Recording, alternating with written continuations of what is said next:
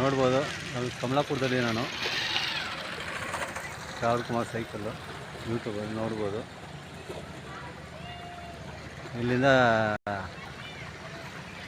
ಹಂಪಿ ಬಂದ್ಬಿಟ್ಟು 5 ಕಿಲೋಮೀಟ್ರೆ ಇಲ್ಲಿಂದ, ಕಮಲಾಪುರದಿಂದ ನೋಡ್ಬೋದು. ನಾನು ಹಂಪಿ ಹೋಗ್ತೀನಿ ಇವಾಗ. ಇದು ರಿವರ್ ಸಿಗ್ತಾಯಿತ್ತು ನೋಡೋಣ, ಅದಕ್ಕೆ ಸರಿ ನೋಡೋಣ ಅಂದ್ಬಿಟ್ಟು ನಿಂತ್ಕೊಂಡಿದ್ದೀನಿ. ನೋಡ್ಬೋದು ನೀವು, ನೀರು ಹೋಗ್ತಾ ಇರೋದು.